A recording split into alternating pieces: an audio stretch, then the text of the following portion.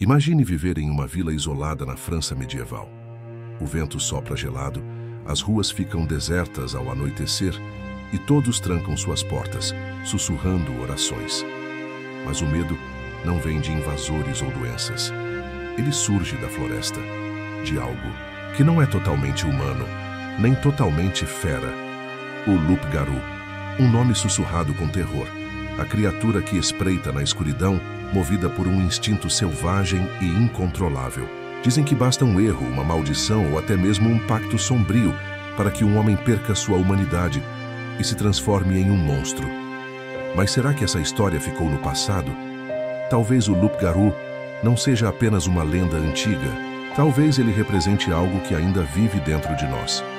Quantas vezes vemos pessoas perderem o controle, movidas pela raiva, pelo desejo ou pelo medo? No fim, o que nos separa da fera? Será que dominamos nossos próprios instintos ou estamos sempre à beira de nos tornarmos algo que não reconhecemos? Se essa história te deixou intrigado, assista até o final, porque ao compreender o loup-garou, talvez possamos entender um pouco mais sobre nós mesmos. Agora vamos à lenda. Capítulo 1. Sussurros na escuridão. Na França medieval, as noites eram mais do que apenas escuras. Eram temidas. As velas tremulavam nas janelas das pequenas vilas e as pessoas se recolhiam cedo, pois sabiam que quando a lua cheia brilhava no céu, algo espreitava na escuridão. O loup-garou. Os camponeses contavam histórias de um homem amaldiçoado que se transformava em uma criatura bestial ao cair da noite. Seu uivo cortava o silêncio, e aqueles que ousavam vagar pelas estradas desertas muitas vezes não voltavam para contar o que viram. Em uma vila cercada por densas florestas, os boatos começaram com o desaparecimento de animais. Primeiro foram galinhas, depois ovelhas, até que um jovem pastor sumiu sem deixar rastros. Mas foi quando encontraram apenas seus restos ao amanhecer que o pânico tomou conta da população. Os mais velhos advertiam: se você ouvir um uivo diferente, não olhe pela janela e nunca, jamais pronuncie o nome dele em vão. Mas toda lenda começa de algum lugar, e essa tinha um nome. Dizem que o primeiro loup-garou não foi um monstro desde o nascimento. Ele era um homem, um simples aldeão, talvez um caçador, um viajante, ou alguém que fez algo terrível para merecer aquela maldição. Mas o que poderia levar um ser humano a perder sua própria forma? A resposta para essa pergunta se esconde na névoa da história. E no próximo capítulo, vamos explorar como a maldição começou e por que ela nunca foi apenas uma história para assustar crianças. Capítulo 2. O nascimento da maldição. As histórias sobre o loup-garou não surgiram do nada. Elas foram sussurradas ao redor de fogueiras, espalhadas por viajantes e registradas em velhos manuscritos esquecidos pelo tempo. Mas entre todas as versões da lenda, há um conto que muitos acreditam ser o verdadeiro começo da maldição. Em uma vila cercada por florestas espessas e invernos rigorosos, vivia um homem chamado Jean. Ele era um caçador habilidoso, conhecido por sua destreza em rastrear presas e trazer alimento para sua comunidade. No entanto, algo nele despertava desconfiança. Ele era reservado, evitava a companhia dos outros, e quando olhavam em seus olhos diziam ver algo diferente, algo selvagem. Certa noite, durante uma caçada, Jean se afastou dos outros caçadores e se aventurou mais fundo na mata do que deveria. O frio cortava sua pele, mas ele estava determinado a trazer algo de valor. Foi então que avistou uma criatura incomum, um lobo enorme, de pelos negros como a noite e olhos brilhantes como brasas. Mas aquele não era um lobo comum. Dizem que o animal o encarou de uma forma quase humana, como se analisasse sua alma. Jean, tomado pela ambição de caçar um troféu único, ergueu sua lança e atacou. Mas antes que pudesse atingir o golpe fatal, a fera soltou um uivo sobrenatural, e tudo ao seu redor pareceu congelar. O vento parou. O tempo pareceu hesitar. E então, escuridão. Quando Jean despertou, estava caído no chão, cercado por pegadas que se transformavam em marcas humanas. Seu corpo tremia, o gosto de sangue preenchia sua boca, e sua visão parecia mais aguçada. Mas não era apenas um pressentimento. Naquela mesma noite, a vila seria marcada por algo terrível. Ao amanhecer, os aldeões encontraram pegadas gigantes espalhadas pela vila e rastros de destruição. Mas o mais assustador foi o que encontraram, próximo ao poço: os restos de um morador. Ninguém sabia dizer que tipo de animal poderia ter feito aquilo. Mas os mais velhos, aqueles que conheciam as histórias antigas, sabiam a verdade. Jean havia voltado da floresta diferente. Algo nele tinha mudado, algo incontrolável. A maldição do loup-garou havia começado. Mas como essa transformação acontecia? E por que alguns eram amaldiçoados enquanto outros permaneciam humanos? No próximo capítulo, vamos entender os segredos obscuros por trás da maldição e por que fugir dela era impossível. Capítulo 3. O despertar da fera. A transformação de Jean não foi instantânea, nem foi um simples pesadelo. Algo mais profundo estava em jogo. No começo, ele não entendeu o que estava acontecendo com seu corpo. Seus músculos pareciam se expandir de maneira antinatural. E sua visão, uma vez nublada pela escuridão, agora se tornava aguçada, como se ele pudesse enxergar através da noite. Seus sentidos se intensificaram. Mas o pior de tudo era o instinto crescente que tomava conta de sua mente. Era como se ele não fosse mais apenas um homem. Ele começava a entender a necessidade primitiva de caçar, de destruir. Seu espírito se tornava cada vez mais violento, enquanto o ser humano dentro dele se enfraquecia. Em uma noite fria, enquanto vagava pela floresta, ele sentiu pela primeira vez o uivo que ecoava de seus próprios pulmões. Não era mais Jean que chamava, era o loup-garou. A dor de sua transformação era indescritível. Suas articulações estalavam enquanto seus ossos se alongavam e se curvavam. Uma agonia que nem mesmo os piores pesadelos poderiam descrever. Mas ao mesmo tempo, havia uma sensação de liberdade. O homem que ele foi começava a desaparecer e em seu lugar surgia algo que nunca poderia ser contido: um predador puro. Quando o sol se pôs e a lua cheia surgiu no céu, Jean, agora transformado, saiu em busca de sua primeira caçada. Mas, ao contrário dos lobos selvagens da floresta, ele caçava não para sobreviver, mas por prazer. A fome que o consumia não era apenas física, ela era visceral. E a sede de sangue tomou conta de seus pensamentos. Naquela noite ele atacou a vila, e o terror que se seguiu ficou gravado nas memórias daqueles que sobreviveram. Ele não foi mais um caçador. Jean se tornara uma besta. E assim começou o ciclo. Toda a lua cheia, o homem que ainda restava em seu ser, lutava para resistir à fera que tomava conta dele. Mas não importava o quanto tentasse, sempre que a noite caía, ele se via perdido em sua própria natureza. A população da vila começou a perceber que o homem que antes era um caçador, agora desaparecia durante as noites. Ele se trancava em sua casa, mas após amanhecer, encontravam-no sujo, com os olhos insanos e um olhar de arrependimento que não podia ser curado. O pior de tudo era que, sem perceber, Jean deixava rastros de sangue e destruição por onde passava, e os aldeões começaram a associar esses eventos a ele. Mas, como tudo na vida, a luta interna de Jean contra a besta dentro dele estava longe de ser uma batalha simples. Era uma guerra constante entre o que ele era e o que ele se tornara. Cada transformação lhe trazia uma sensação de perda. Ele não sabia mais onde terminava o homem e onde começava o monstro. E talvez essa fosse a maior maldição de todas. O vazio que se formava dentro dele. O desgosto de saber que, em alguns momentos, ele não tinha controle sobre suas ações. No próximo capítulo, vamos explorar como a maldição do loup-garou afetou não apenas Jean, mas todos ao seu redor. E como a luta entre a razão e o instinto deixou marcas profundas na comunidade. Capítulo 4. O reflexo da besta. Com o passar do tempo, Jean começou a perceber que não estava sozinho em sua maldição. Ele não era o único a lutar contra os impulsos selvagens que se apoderavam de seu corpo durante as noites de lua cheia. A vila, assombrada por aqueles mesmos uivos que pareciam emanar do próprio coração da floresta, começava a desmoronar sob o peso do medo.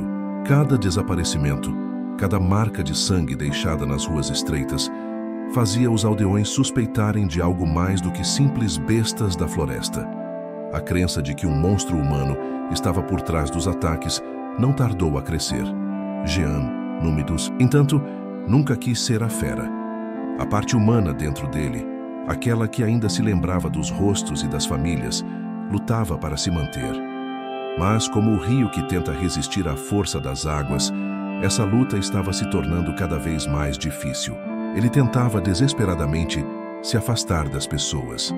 Ele trancava as portas, se isolava na floresta durante os dias, mas mesmo assim, o monstruoso chamado da lua cheia nunca falhava.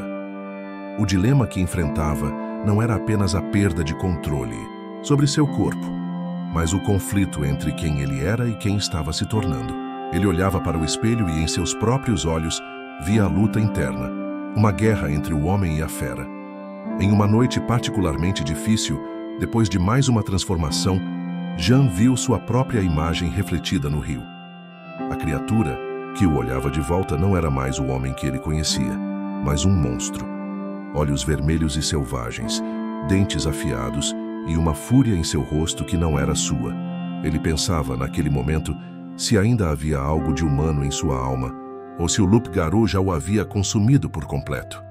Ele se sentia dividido, como se não houvesse mais um caminho de volta. O maior medo de Jean não era morrer. Ele sabia que essa transformação o levaria à destruição.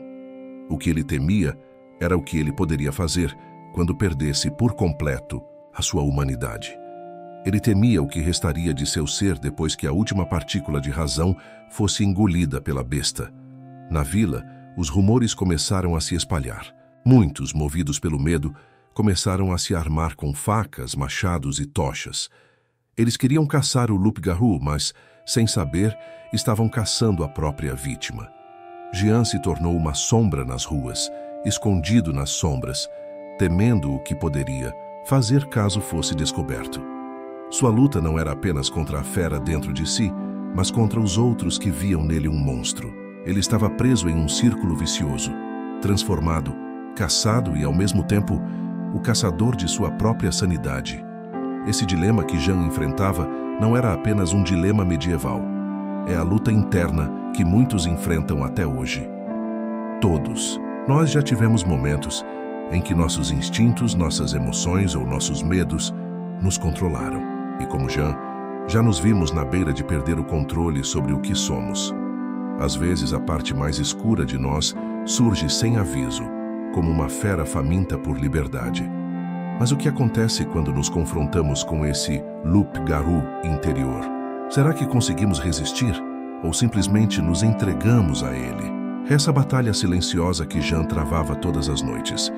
E é a batalha que ainda travamos todos os dias. O medo de perdermos o controle, o medo de nos tornarmos algo que não reconhecemos, algo do qual não podemos voltar atrás. A verdadeira questão não é a transformação física, mas a perda do próprio eu. No próximo capítulo, vamos ver como essa luta chegou ao fim de uma forma inesperada e como a busca por redenção se tornou a última esperança de Jean. Capítulo 5. O último refúgio. Redenção ou condenação? Com o crescente medo da criatura que Jean havia se tornado, a pressão sobre ele se intensificava.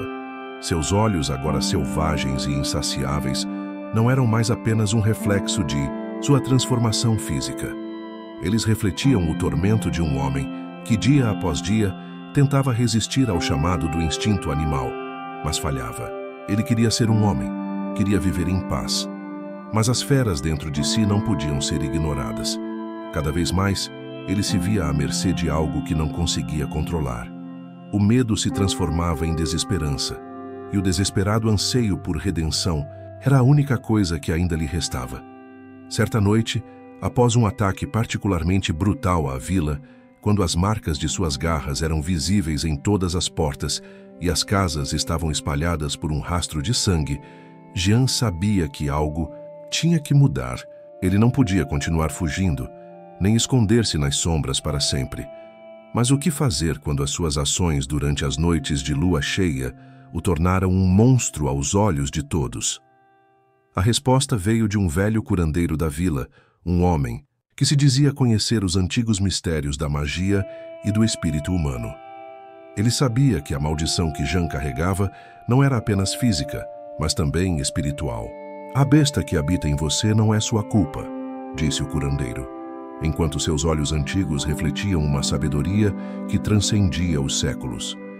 Mas para salvar a sua alma, você deve enfrentar aquilo que tem medo de se tornar. Jean, desesperado, e com os olhos vermelhos de uma fúria que não podia controlar, pediu por um feitiço ou encantamento que o libertasse da fera dentro dele. O curandeiro, no entanto, lhe ofereceu algo mais complexo. O que está dentro de você é uma luta eterna. Não há feitiço que a destrua. A única maneira de controlar a besta é aceitar que ela existe em você. Você deve reconciliar as duas partes, o homem e o monstro. Essas palavras tocaram algo profundo em Jean. Ele entendia o que o curandeiro queria dizer. Ele não poderia mais fugir de sua natureza, o que fazia parte dele, o lado humano, o instinto selvagem, a raiva, o medo, tudo isso o formava. A verdadeira maldição não era a transformação em si, mas a negação daquilo que ele realmente era. Jean partiu para a floresta naquela noite, não com a intenção de caçar ou matar, mas para enfrentar a fera dentro de si. Ele subiu até o alto de uma colina, onde as árvores se entrelaçavam e a lua cheia o iluminava. Ele ficou ali de joelhos e gritou para a noite escura, chamando a besta que habitava seu corpo. E como sempre, ela respondeu. Seus ossos se partiram, sua pele se rasgou, mas dessa vez não havia medo, apenas aceitação. Ele não estava mais tentando lutar contra a transformação. Ele a permitiu e, ao mesmo tempo, buscava integrar sua própria humanidade com a fera. Naquela noite, Jean compreendeu uma verdade amarga, mas libertadora. Ele não era mais um homem, nem completamente uma fera. Ele era ambos. A luta para controlar a besta dentro dele não era sobre eliminá-la, mas sobre reconhecê-la como parte dele. E ao aceitá-la, ele ganhou algo muito mais precioso do que sua humanidade perdida. A liberdade de não ser apenas um monstro, mas um ser que, com o tempo, poderia escolher seus próprios caminhos. Mas será que ele realmente havia encontrado a paz? A luta interna não desapareceria, e o mundo ao seu redor nunca o veria da mesma maneira. Agora, ele não era apenas um caçador, mas uma criatura capaz de destruir tudo o que amava. Seu destino estava irremediavelmente ligado à lua cheia e ao monstro que ela invocava dentro dele. Mas ele aceitou isso. A única coisa que ele podia fazer agora era viver com a fera em si, tentando controlar seus próprios impulsos e, quem sabe, ser mais do que apenas uma história de terror. A jornada de Jean estava longe de terminar, mas ele havia dado o primeiro passo para sua verdadeira redenção. Aceitar a dualidade que o compunha. Mas a pergunta persistia. Seria possível alguém viver equilibrado entre sua humanidade e sua ferocidade? Jean sabia que a resposta não viria fácil, mas ao menos ele estava disposto a continuar a luta. E essa, talvez, fosse sua última esperança. No próximo capítulo, vamos ver como a luta de Jean reverberou através da vila e das gerações que viriam depois dele. Sua jornada não seria só sua, mas se tornaria uma lição de como as escolhas que fazemos e o que decidimos aceitar em nós mesmos podem definir o nosso destino. Capítulo 6. O preço da aceitação. A decisão de Jean de aceitar a fera dentro de si não foi sem consequências. A lua cheia agora não o aterrorizava mais, mas a luta silenciosa que travava todas as noites não diminuiu. Pelo contrário, ele havia dado um passo importante ao integrar a besta, mas a verdadeira batalha estava apenas começando. O peso da responsabilidade e o fardo da maldição se tornaram cada vez mais pesados à medida que os dias se passavam. Embora Jean tentasse controlar seus impulsos, as cicatrizes daquilo que ele se tornara jamais se apagariam.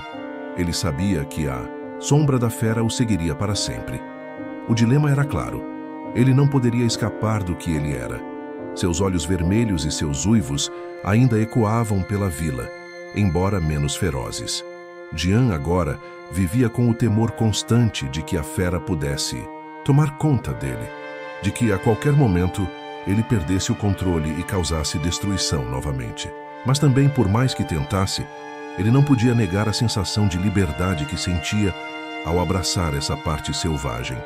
No fundo, ele começava a entender que a verdadeira escravidão era a negação.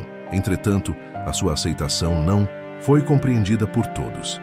Os aldeões, que ainda se lembravam da criatura monstruosa que destruíra suas casas, não olhavam para Jian com os olhos de perdão. Eles o viam como uma ameaça constante, um espectro de medo que, mesmo em seus momentos de humanidade, ainda carregava a sombra da fera. A sociedade, como sempre, tinha dificuldades em aceitar a dualidade, preferindo ver as coisas de forma simplista. Algo ou alguém é bom ou ruim, humano ou monstro. Para os aldeões, Jian era uma ameaça que não deveria ser tolerada, mesmo que sua intenção fosse não causar mais dano. O preço da aceitação foi então amargo e isolante. Jian sentiu-se desconectado não apenas da humanidade que ele tanto desejava proteger, mas também da própria fera que agora fazia parte dele. Como poderia um homem que aceitasse seu monstro esperar a aceitação de outros seres humanos? Como poderia ele ser verdadeiramente livre se ainda estava preso nas correntes do julgamento alheio? A angústia de Jian refletia o dilema de muitos de nós. O que acontece quando aceitamos nossas falhas e nossas sombras, mas a sociedade não está disposta a nos aceitar? Vivemos em uma era em que as pessoas são frequentemente rotuladas, em que a culpa e o pecado, muitas vezes, são vistos como insustentáveis e impassíveis de redenção. A sociedade contemporânea, com sua pressão para sermos perfeitos, muitas vezes nos força a esconder nossos lados mais sombrios, enquanto continuamos a lutar contra nossa verdadeira natureza. A aceitação da própria humanidade e das partes obscuras que nos compõem é uma batalha interna, mas também um confronto com aqueles ao nosso redor. Enquanto Jian se isolava, ele refletia sobre o que havia aprendido em sua jornada. A besta dentro dele não era apenas um monstro. Ela representava a parte primitiva que todos carregamos. O que seria de nós sem nossas falhas e imperfeições? A luta de Jian era uma metáfora para a luta que todos enfrentamos contra nossos próprios medos, vícios e fraquezas. Ao aceitar sua própria ferocidade, ele começava a entender que, talvez, a verdadeira redenção não estivesse em evitar a fera, mas em aprender a viver com ela. Porém, havia algo mais que ele precisava fazer. Havia uma última etapa em sua jornada, lidar com o legado que deixaria para trás. Sua história, a história do Loup-Garou, não era apenas a sua, mas de todas as pessoas que vivessem após ele. A sua maldição não se extinguiria com ele. Sua história iria se espalhar. Sua luta interna se tornaria uma lição para aqueles que vivessem nas vilas ao redor. Seria ele lembrado como o monstro que destruiu tudo, ou como aquele que, ao se aceitar, tentou mudar o curso de seu próprio destino? A questão não era mais sobre quem ele era, mas sobre o que sua história representaria para o futuro. Enquanto o medo ainda dominava os aldeões, Jian começava a perceber que ele havia criado algo mais importante do que apenas uma lembrança de terror. Ele estava deixando para trás a semente de um aprendizado profundo. O ser humano não pode ser definido apenas por seus instintos, mas também por sua capacidade de confrontar a escuridão dentro de si e decidir, todos os dias, o que fazer com aquela vila poderia rejeitá-lo. Mas Jian sabia que, no final, sua jornada se tornaria um conto, um aviso para aqueles que vivessem a seguir. O Loup-Garou não era mais uma criatura de terror, mas um símbolo da eterna luta interna entre o que somos e o que escolhemos ser. No próximo capítulo, vamos ver como o legado de Jian se desenrolou e o impacto que sua jornada teve em outros, aqueles que, como ele, estavam condenados a lutar contra suas próprias feras interiores. Será que, através de sua história, ele poderia inspirar outros a encontrar uma forma de viver em equilíbrio? Capítulo 7. A transformação da lenda. A história de Jian, o Loup-Garou, não terminou com ele. Apesar de ter sido rejeitado pelos aldeões, temido por sua própria transformação e condenado a viver na solidão, A sua jornada deixou uma marca profunda naqueles que estavam ao seu redor e além. Sua maldição, que antes era vista como uma tragédia sombria e aterrorizante, gradualmente se transformou em um conto de sabedoria. Uma lenda que as gerações futuras passariam a contar não como uma história de terror, mas como uma lição de redenção e autoconhecimento. Os aldeões, ao longo do tempo, começaram a perceber que a verdadeira maldição não era a transformação em si, mas o medo do que é desconhecido, o medo do que está fora da nossa capacidade de controlar. Muitos passaram a refletir sobre o que Jean havia dito em suas últimas palavras, antes de desaparecer para sempre nas sombras da floresta. A besta não é a causa da minha destruição. O verdadeiro monstro é o medo que me impede de ser quem sou. Essas palavras ressoaram nas mentes daqueles que, com o tempo, começaram a ver a criatura não como um monstro, mas como um reflexo das próprias falhas humanas. A história de Jean, do Loup-Garou, passou de geração em geração, se tornando uma metáfora viva para as dificuldades de se lidar com a parte sombria de si mesmo. As crianças já não temiam mais o lobisomem, mas usavam sua história como um guia. Eles aprendiam que todos nós carregamos dentro de nós sombras e desejos, que podem nos consumir se não os reconhecermos, se não aceitarmos a nossa dualidade. Jean, através de sua luta, tornara-se o arquétipo do homem que busca compreender a si mesmo, que se reconcilia com suas imperfeições. Ao longo dos séculos surgiram outros que, como Jean, enfrentaram suas próprias transformações internas. Alguns se perderam, consumidos por seus próprios impulsos, enquanto outros, com o exemplo do Loup-Garou, conseguiram encontrar um equilíbrio. A história de Jean deixou de ser uma simples lenda de horror e passou a ser uma lição de vida. Ela se transformou em um símbolo de luta contra o próprio medo, um lembrete de que cada um de nós carrega uma fera interior, seja ela a raiva, o medo, a inveja ou até mesmo os instintos mais primitivos. Mas Jean, o homem que passou a ser mais sombra do que presença, nunca mais foi visto. Alguns acreditam que ele se perdeu para sempre nas florestas, tendo finalmente sucumbido à fera em seu interior. Outros dizem que ele continuou a viver à margem da sociedade, onde a lua cheia não mais o transformava, mas o acompanhava como um velho amigo. No entanto, o que é certo é que ele nunca desapareceu completamente. A sua história viveu e vive ainda nos corações e mentes daqueles que compreendem que a luta contra as sombras não é apenas uma batalha externa, mas uma guerra interna que define quem somos e quem escolhemos ser. Hoje, o Loup-Garou não é mais um monstro temido, mas um símbolo de todos aqueles que buscam se entender e aceitar suas próprias sombras. Sua história se espalhou não apenas pela França medieval, mas se alastrou por todo o mundo, ecoando em cada ser humano que um dia enfrentou o dilema de ser mais do que suas falhas. A lenda do Loup-Garou, no fim das contas, não fala de um monstro, mas de todos nós, de nossa luta diária entre nossos instintos e nossa razão, entre nossos desejos e nossa moral. A verdadeira força de Jean não estava em sua capacidade de derrotar a fera, mas em sua habilidade de encontrar um equilíbrio dentro de si, uma harmonia entre os dois mundos, o humano e o selvagem. Reflexão final. O que seria de nós se aceitássemos nossa própria dualidade sem medo? O que se esconderia nas profundezas do nosso ser, caso não temêssemos a nossa própria sombra?